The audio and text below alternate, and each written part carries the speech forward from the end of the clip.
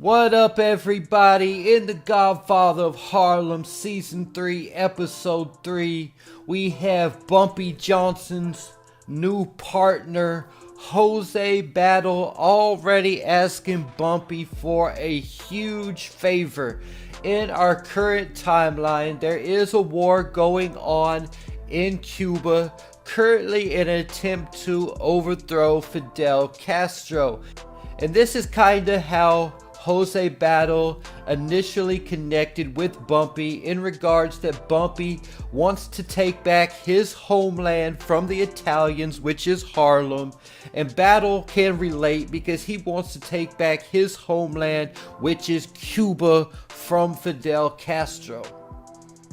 Battle reveals to Bumpy that his sister and her family were horrifically slain back in Cuba, and the man responsible is a traitor, or Bumpy called him a snitch, who is currently laying low in Harlem at the time. So Battle asked Bumpy to do the hit. He says he's not staying in Spanish Harlem, he's staying in Bumpy's side of town, so he wants Bumpy to do the job. I guess also in part to show his allegiance to Jose Battle.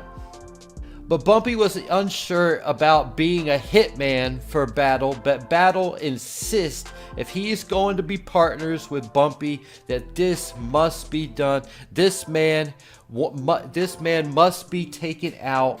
That Jose Battle is all in regards to helping out Bumpy, so Bumpy needs to be all in also in regards to helping out Battle as 50-50 partners. So Chance and Nat spot this guy, but Nat has a gun that isn't even loaded. So when he gets to the guy, he pulls the trigger and nothing happens, and the guy actually runs away. So I'm trying to figure out that Nat couldn't feel that the gun was light.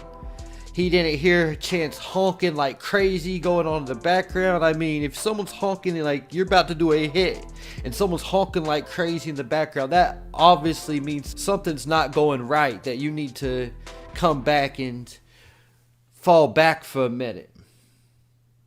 But however, Chance and Nat noticed there isn't something right about Battle's story. The way that the guy reacted to Nat pulling the gun on him and the way he ran and kept looking back, they figured that he is not an ex-military like Battle actually told Bumpy. So Bumpy starts digging for information. He gets with his friend who is a cop, who's a crooked cop, who finds out some information on this man, and finds out this man doesn't even really have a background and that he could be possible CIA. He also gives Bumpy the address where the man is staying. So Bumpy goes, hunts the man down, finds him, and takes him to Battle, and he finds out that Battle is actually the one working with the CIA, and that the CIA and the US government is actually supplying Battle with all kinds, I'd say maybe the hundreds even, of M16s ready to go to war.